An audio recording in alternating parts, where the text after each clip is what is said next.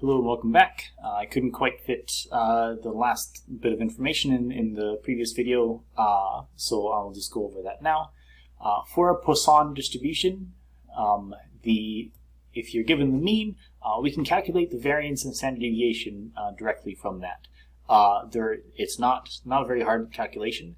The variance, which is the standard deviation squared, is in fact exactly equal to the mean.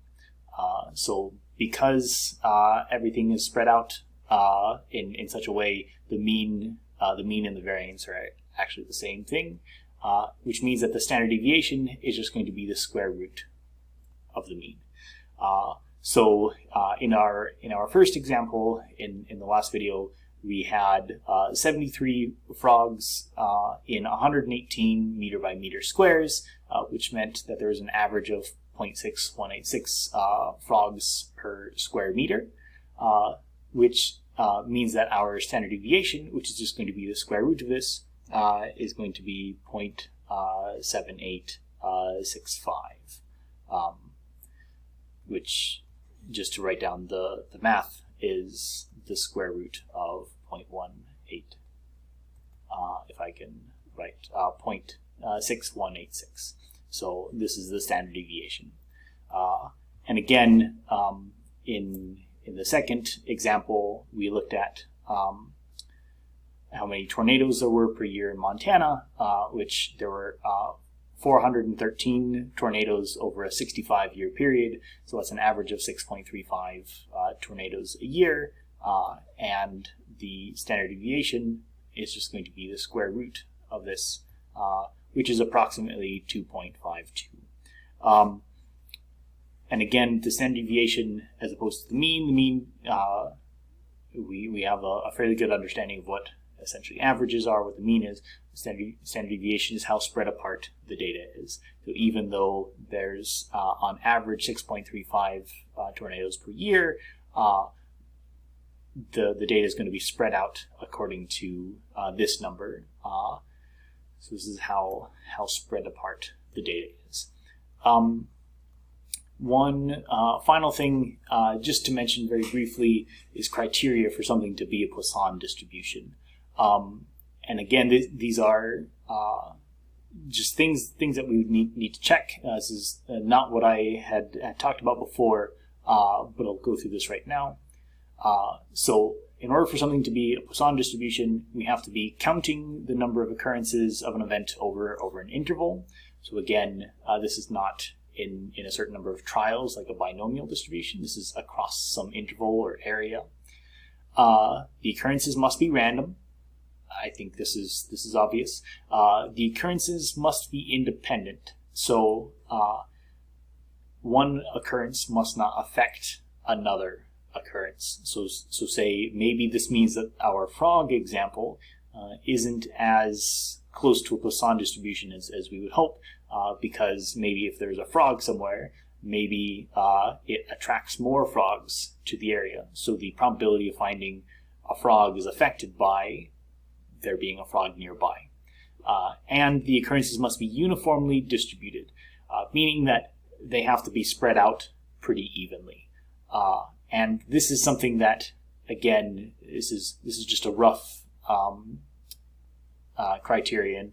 It's we want them to be uniformly distributed across time. But for instance, if we're looking at tornadoes will happen at one point in the year more than another. So maybe they're not quite uniformly distributed, but across each year, it will be pretty uniform. So during a year, maybe not.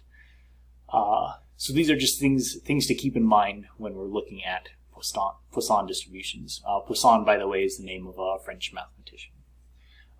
So I also wanted to look at how we might type the formula for a Poisson distribution into here. I'll just type it into Google, but into any scientific calculator realistically.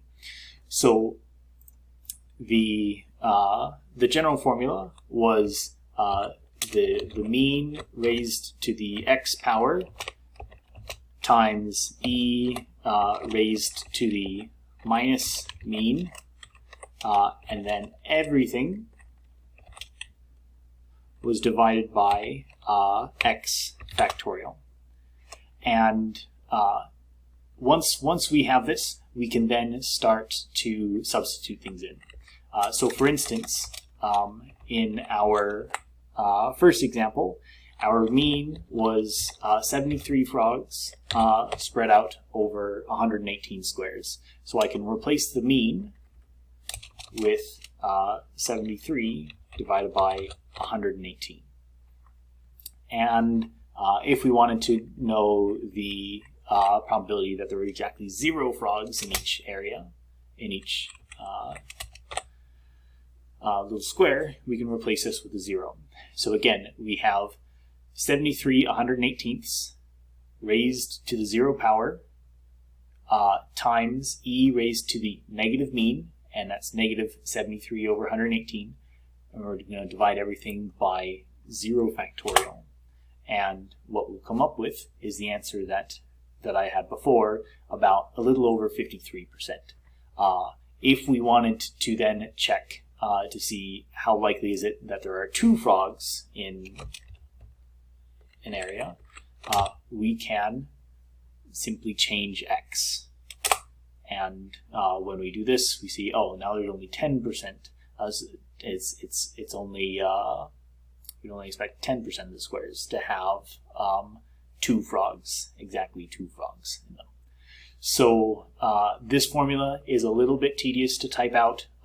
You do need quite a few parentheses, say around the mean, when that comes up, and then around the top part of the fraction. But this is something that I have confidence that you can type. If you are having trouble, if you don't have access to a scientific calculator, or you find using the scientific calculator on Google frustrating, contact me, let me know, and we can practice.